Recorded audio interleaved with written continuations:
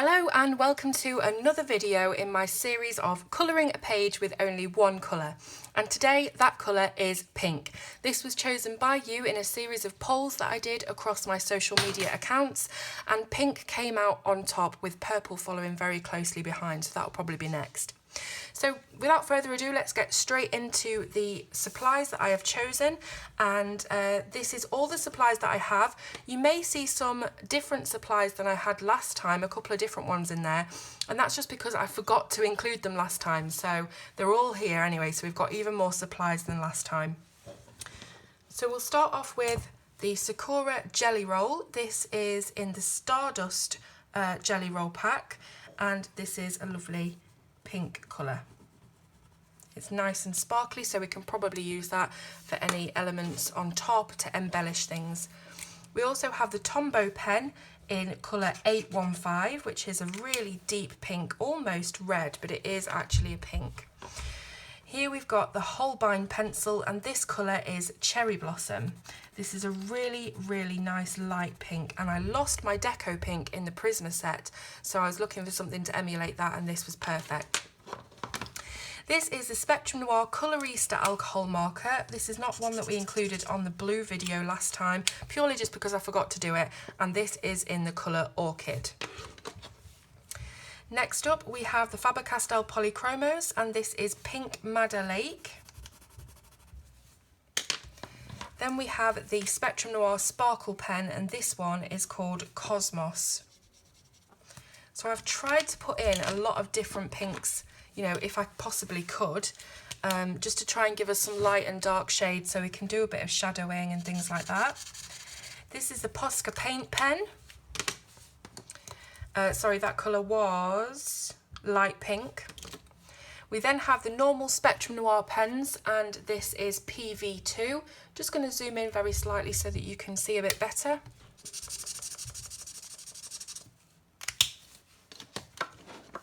Just trying to keep all these in line on the desk, it's not very easy.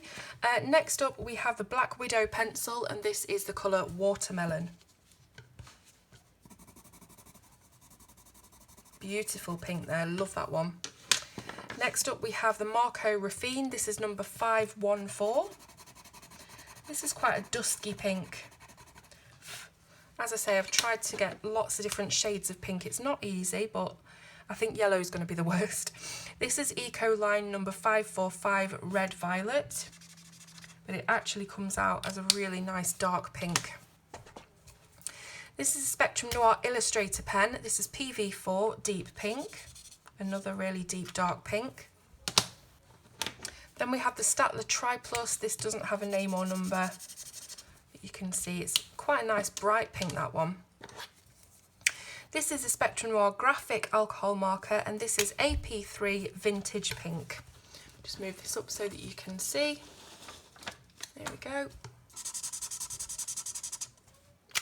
So some of these pinks are duller than others, some of them are really bright, like the Tombow. So we've got a good selection. This is the Spectrum Noir Colour Blend in Petal.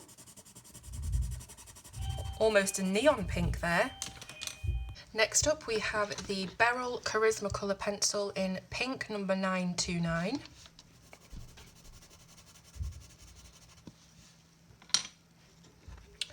We've got the Spectrum Noir Aqua Blend in Grapefruit.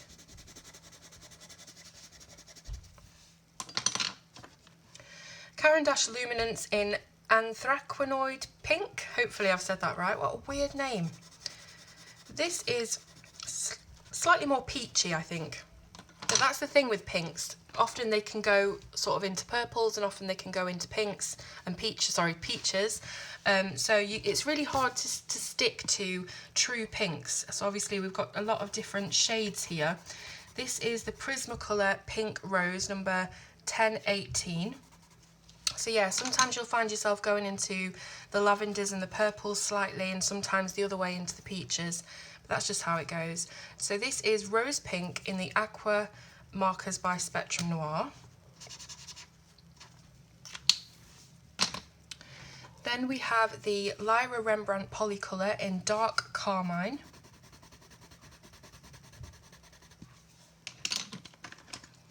The Spectrum, sorry, not the Spectrum, the Staedtler Tri Plus Broadliner. Again, this doesn't have any number or name, so you can just swatch it out, and it's quite a purpley pink, that one. This is the Staedtler Ergo Soft number 157. The Tombow Erogeton Plastic Pink from the Fluorescence kit, because that's the only set of Erogetons that I currently have. Oh, I've skipped one. That was meant to be the Inktense. Right, okay. No worries. I'll just change that over.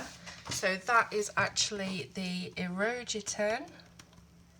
And this one is going to be the Inktense. I'm not looking what I'm doing properly. That doorbell threw me. Right, okay. So that's the Erogeton. Now we have the Inktense, and this is in Fuchsia.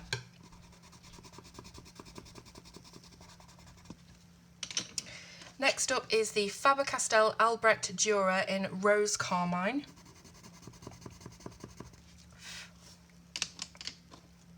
Then we have the Tim Holtz Distressed Crayon in Spun Sugar, which is beautiful. It's a lovely creamy supply, this one. It's really nice with water as well, so you can use it to sort of fade around things, maybe around the outline. Here I've got a Copic sketch marker. This is E4 and it's Lipstick Natural.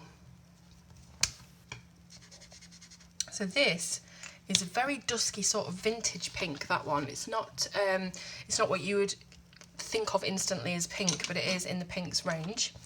This is a Tombow Twin Tone.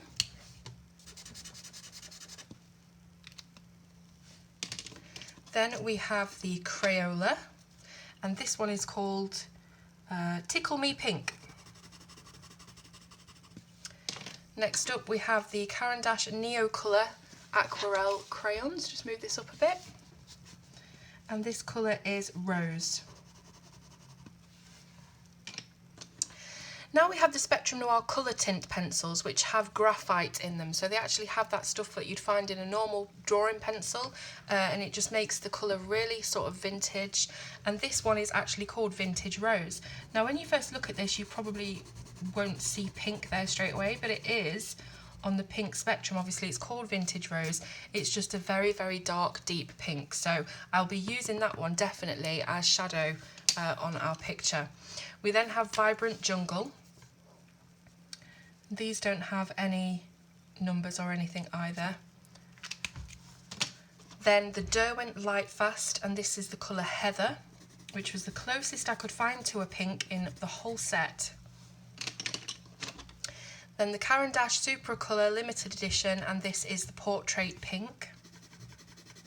Another lovely colour there. And then we have the Graph Master, which is an alcohol marker, and this one is called Pastel Rose, and it looks like that. Now one final supply that I've got out to see if I can use it anywhere, maybe around the edges, is this Pan Pastel, and this is in the colour Magenta. So this is a very, very highly pigmented pastel, and as you will see, if I just rub some on my finger, you don't need a lot at all, and then just put it on the page, you can see it really is super pigmented. So I might be using that for some sort of glowing effect around the edge. I did say last time on the blue video I was going to use some paint, and then I didn't use it, but we will try and use this Pan Pastel somehow in this picture. So now we're going to go on to the actual picture that I have chosen for this beautiful image from the Jasmine Beckett Griffiths Mermaid colouring book. This is called Crown of Shells. If I just zoom out a bit, you'll be able to see it in its entirety. So we have a mermaid here, or some sort of sea creature, but we're going to say it's a mermaid because it's from the Mermaid's book. And her hair is covered in shells and barnacles and pearls and all that kind of beautiful stuff. So yes, I have chosen a rather gorgeous image to do this on, and I'm really kind of worried about how it's going to turn out, especially as this book is one of my absolute favourites, and it's such a high quality book. And you know, it's a Jasmine Beckett Griffiths, so usually I would try and do my best sort of justice to these pictures, but I don't know how this is going to turn out. It could fail like the blue one that I did, and I could manage to pull it back hopefully, or it could be a resounding success. So we will see how we go, but I'm rather excited to do a whole person in pink and see how that goes with the skin tones and things like that. So without further ado, let's get started. Okay, so I've started out with picking 3 colours, a light, medium and a dark, that I want to use for my skin tone. The colours that I chose were the Derwent Lightfast Heather, the Prismacolor Pink Rose and the Holbein Cherry Blossom, because that's the lightest pink that I've got to work with. That's the closest I can get to white on this colour palette. So I've started off with the Lightfast pencil, which is the darkest of my 3, and I'm going around the face, just framing it and bringing in any shadows where I think that they would be, around the eye sockets, down the nose line and the jaw and the cheekbone as well. I'm then going in with the middle colour, which is that Prismacolor Pink Rose, and just bringing out the lines that I've already put down a little bit more, and then I can blend that out more easily into the lightest colour, which is that Holbein Cherry Blossom, and that one is so light that it will just blend out to white pretty much by itself. Now the nose lines are very, very defined, as you can see, and this is what I always do, because I generally at the end like to bring in a bit of white and burnish it out. But before I do all that, you can see that I'm now adding a layer of Spectrum Noir blending solution with a paintbrush, and I'm just simply painting that on all over the face. Now that does help the colours blend together, but more importantly it leaves you with a beautiful smooth surface for you to then put on your next layer. And as you can see, it really brings out the pigment of the colours as well. They're so much stronger now than they were the first time around, and it really is a joy to colour with pencil on top of blending solution. It just feels so much nicer and easier to colour on top of that. It's like some artists prepare their paper with gesso or something like that, and this really does help the second layer go on really smoothly. So I'm doing exactly the same thing again. I've done my shadows, I'm now doing the middle colour, and I'll be going on again with my Holbein, the lightest colour, just blending that out to white. Now, as I was saying about those nose lines, they are really, really strong and they look a bit weird, I know that. But what I like to do is go over them with white. Now, I know that this is an all pink video, but there's no rules to this. There's no rules to this challenge. So I thought, instead of obviously using another colour, I'm just going to use white. That's the only other colour other than pink that I'm going to put down on this, because it's not even a colour, is it really? And it's really good for blending and burnishing. So as you can see, I've gone over those nose lines with the white, and they look a lot duller now than they did before. They're not as harsh, and that is basically the effect that I want to achieve. So I want there to be definition there, but I don't want it to be too harsh. Now, on the other hand, there are places that aren't quite as deep and shadowed as I want them to be. So I brought in the Spectrum Noir Colour Tint pencil, which, if you can remember at the start, was that very, very dark, almost brown colour that's a really, really dark pink. It's called Vintage Rose, and it really helped just to define a bit more of the shadows. Now, obviously, we don't want any harsh lines on a skin tone if we can help it. So I was putting down the colour tint very, very lightly and then going straight over the top of it with either the cherry blossom or the white, just to burnish it out a bit, blend it out, make sure it wasn't so harsh. But I think that it did help to use that because it really defined the face a bit more. And as you know, I love contrast, heavy contrast. So we've got all those white highlights in the centre of the face, and then we've got quite a deep kind of almost purplish colour on the outside. So it really helped to have that contrast. Now I'm doing exactly the same thing with the neck and the shoulders. So you can see that I'm putting down the heather in the Derwent Lightfast just all around the edges. And you may have noticed that I like to leave a bit of a white edge around everything. I did it on the face, I'm doing it on the shoulders, and that just makes it look slightly more 3D and rounded than it would if you coloured straight up to the edge. So that's a little tip for you. So I'm putting on the Spectrum Noir blending solution again. Remember, it does blend the colours quite nicely, but it's not the main reason I'm using it. I do like to use it for the texture and the effect that it brings to the paper. It just makes my life a lot easier. So we're doing the same steps again, obviously adding all 3 colours over the top, blending each one as we get lighter with the previous one until we come down and we're blended into white. And it's a lovely, soft, very nice, smooth gradient. We're then coming in with that colour tint pencil just to deepen up a few of the shadows and going over it with the cherry blossom to make sure it's not harsh. I also use that cherry blossom, or whichever lightest colour I'm using, to go over that white line that I leave at the edge of the shoulders and the face, just so it's not as stark. So for the eyes, I decided to use the Illustrator pen and the Tombow pen. So the Illustrator was darker and then the Tombow, and then I used the Spectrum Noir Aqua Blend pencil just to blend those two colours a little bit together. I then tried to use the Derwent Inktense, but that wasn't dark enough, so I got out that colour tint pencil again and did the pupils with that, because as I said, I don't want to add any more colours into this. I'm just adding in the white, so I didn't even want to bring a black in. I thought I'll try and achieve it with the colour blend. And I've used exactly the same colours on the lips, so just going over it with Illustrator, then Tombow, a little bit of Aqua Blend pencil to blend them together, and then the colour tint for the very deep shadows. So now I am doing the hair, and as you can see, I'm doing it in a completely different colour. This is the Graphmaster alcohol pen, but I was so sorely tempted to do the hair in the same colour as the eyes and the lips, because that's what I usually do when I'm colouring portraits or people. I like to tie it in together, make it all really cohesive. So I'll colour the hair either the same colour as the eyes or the lips or both. But because we've got so many supplies to get through on this project, I thought I'd better bring something else in. So I've done a whole layer of the Graphmaster alcohol pen, and then I'm coming in with the Black Widow pencil in the colour Watermelon, which is just slightly darker than the Graphmaster. And I'm starting at every single section of the hair and colouring some little flicks in the top and the bottom. So right at the top of the section, colouring the flicks, at the bottom of the section, colouring the flicks, leaving the highlight in the middle, so that it just makes it look a bit more three-dimensional. So this here is another section, just doing the top and the bottom. Here's another section, top and the bottom, leaving that highlight in the middle. So even though I have done, shadows here, I didn't think that there was enough of a contrast.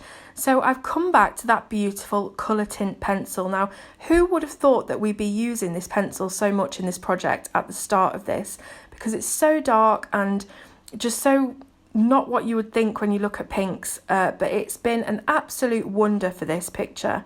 As you can see, it's really deepening those shadows and that contrast, and it actually looks not too far away from the eyes and the lips now, to be honest, but we've used more supplies, so that's good. So same again really, I'm starting every section flicking, so I've got a really sharp pencil using flicking motions. You can't really see the strands on the camera, but I am trying to make it sort of kind of realistic with the strands, and again just going through every section. I'm not using it as far out as I did with the watermelon pencil. I'm just keeping it quite close to the edges of each section, but as you can see, it's really deepening up that contrast and just making that shine even more evident. So I'm going to do the other side of her hair off camera and come back to you when both sides are done, but I'll be using exactly the same technique.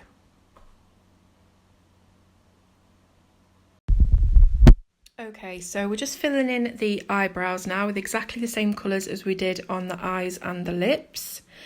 Just going around the waterline of the eyes with a bit of that dark colour tint, and then making a start on these little bands in the hair. So I do realise that these are probably supposed to be exactly the same colour as the hair because they're just bits of hair wrapped around other bits of hair, but I decided to make them a slightly different colour just to make them pop out a little bit so it wasn't all samey around there. I used the colour tint pencil, the colour blend pencil and the Staedtler Tri Plus to do that. I also used a bit of Charisma colour just to blend it out a little bit. I then used the Tombow Twin Tone pen to go around this shell, and then the Staedtler Ergo Soft for a bit of a blendy effect, and then after the Ergo Soft a bit of luminance to blend as well. Then I was thinking about blending it out with a bit of Vibrant Jungle. It kind of took away the white, but it still looks okay. Decided to add in some Eco Line and use the Vibrant Jungle to blend that out a little bit for a bit of a gradient. I then filled in the blanks with the Tombow Erogeton pencil, and we're slowly working our way through all of the supplies. I used the Staedtler Broadliner there just to create some lines on the shell, make it look a bit like cracks. And then I did exactly the same on the other side. So you can see that the Ergo Soft really blends nicely with the Tombow Twin Tone pen, and then the luminance and the Erogeton, blend nicely as well, so it creates quite a nice blend. I hope that these videos are giving you a little bit more confidence to try out mixed media in your books. I know it's not something that a lot of people tend to do, but as you can see, you can really get some unusual and nice effects just by using lots of different medias.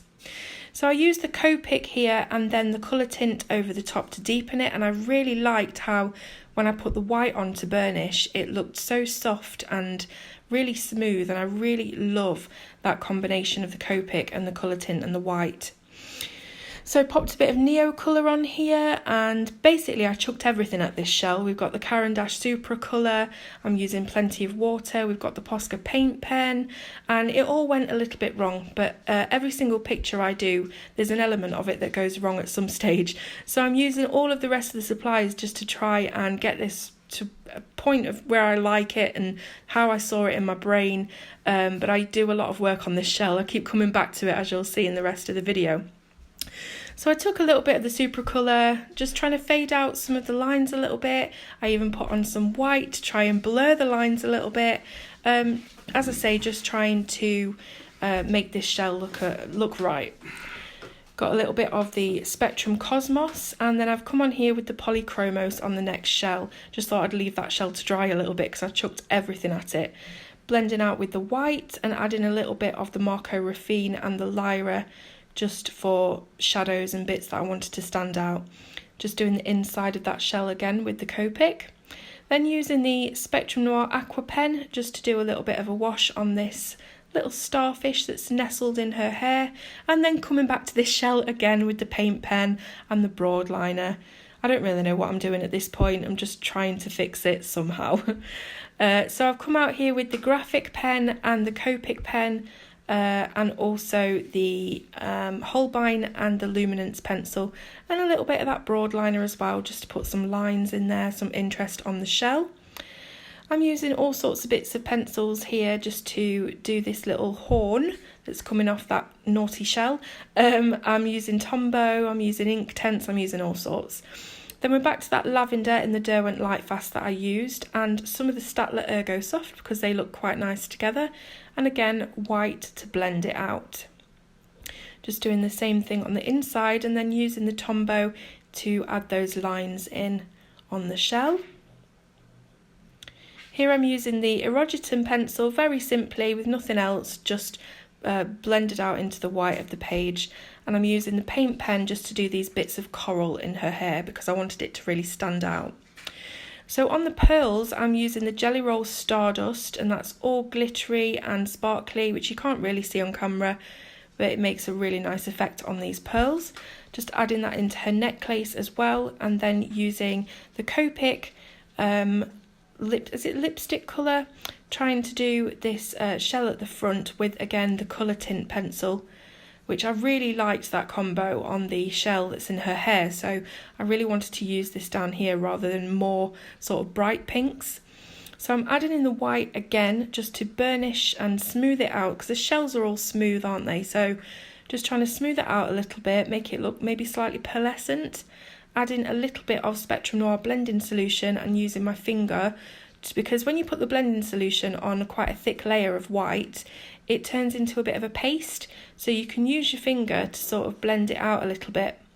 Then adding in the Pasca Pen lines on top, and using a bit of the Tim Holtz Distress Crayon on the inside of the shell there, and the Ergo Soft on the necklace. So now I've decided to use the Eco Line pen and a wet paintbrush to create a little bit of a wash on these bits of coral around her. I'm going to do the other side off camera and come back to you when it's complete. But to be honest, I didn't really want to use the same hair and eye colours on this coral because there's quite a lot of that on the page, so I thought best to use more of the purpley pinks that I've got just to give it a bit of contrast.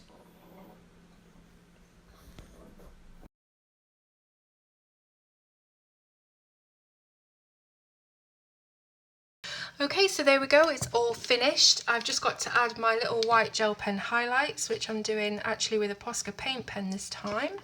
I'm doing that on the eyes, and I might do a few little bits here and there just to embellish some of the coral and the bits and bobs of plant life, just to give it a little bit more interest.